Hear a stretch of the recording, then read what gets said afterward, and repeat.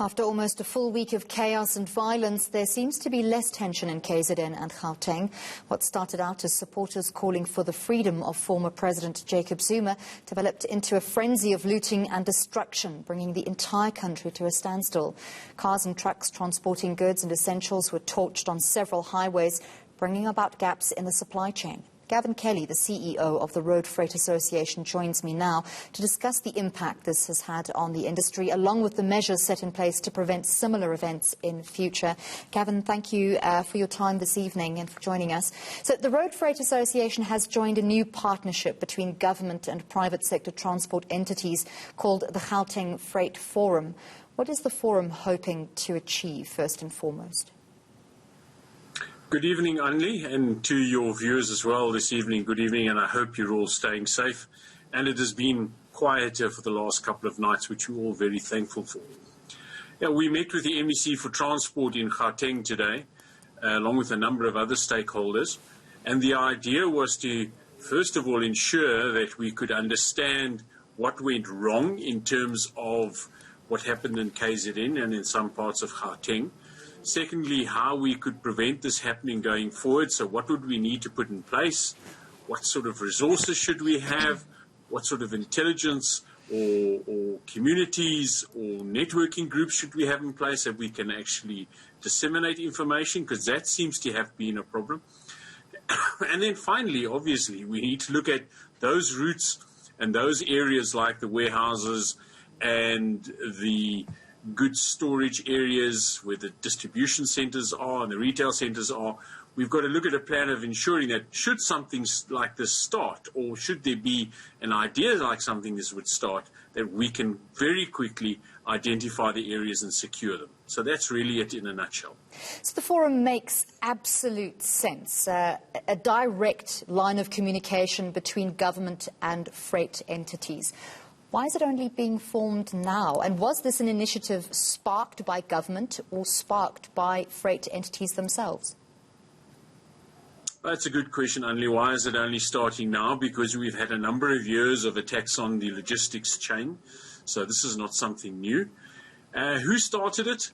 Well, I think both sides have realized, when I say both sides, both government and the private sector have realized that we've been chasing the same goals but doing it on our own. We haven't got resources and combined those resources and sat down and really come up with a coordinated approach. So I think you would have seen in the very beginning that we'd been calling government for a number of solutions. We'd asked them to intervene. We'd asked them about various other things. Like right now, we're saying, how safe is it in KZN? And are the hotspots under control? So I think it was the merging of two minds, really.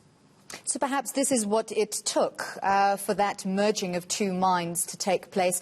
We know there has been trouble in the freight sector for a while. As you've mentioned there, the torching of trucks, trucks being targeted. Have you managed to decisively come upon a solution, or is that going to take years?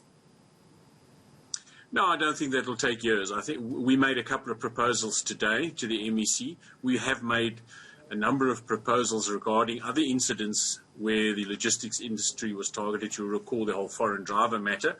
So some of those proposals we've made are in play already, and there are solutions being followed to address that. I think some of the things that we saw in the last couple of days, that those will come into play as soon as possible. It's not going to take, hopefully, it's not going to take years. Hopefully, we don't need something like this again to learn from. We can put the structures in place and the building blocks in place to ensure that next time round we are ready, we can react. So no, this needs to be done very, very quickly. And we need to have the actual policy, the actual plan of how we're going to react next time ready in at least a couple of months. Of course, securing the sector means that solutions need to be consistent, they need to be sustainable. Are we close to putting that kind of framework and policy framework in place for solutions being discussed now to have a long-term impact? And Combining that into another question, can you tell us about the situation on the ground now in terms of freight moving freely and securely from Durban in KZN to Gauteng? Well, I think only it's not going to happen right now. I think that there are a number of things that need to be discussed. Some of the solutions we've made, obviously government, and in this case Gauteng, needs to go back and see whether they actually have the capability to do what we're saying. So, for example, if we're talking about building a reserve capacity, we're going to need to be able to create that reserve capacity. And the reserve capacity isn't always just money.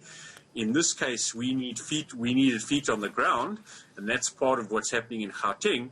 So there's going to need to be some sort of extension, creation, growth of that sort of capacity, and that'll take some time.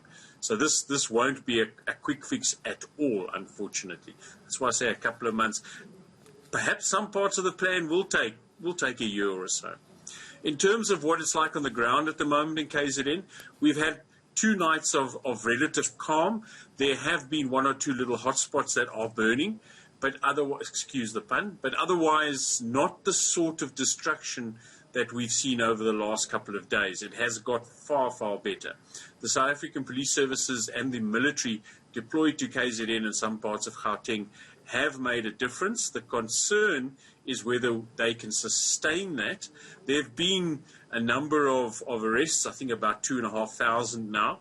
Hopefully they can get to the instigators, because that's really where the fire will restart. If those instigators have this ability to move and to continue to get people upset and to get people to act. So it is a lot better. The N3 is operating. We would like to see a little bit more security, but it is operating. We haven't had incidences on the N3. The N2 is also relatively safe. And when I say relatively safe, it's safe during the day. In the evening, we have said to transporters to hold back a bit on that until we are absolutely sure that that is all under control. So we're getting there. Thank you very much for speaking to us. That's where we're going to have to leave it. Gavin Kelly from the Road Freight Association.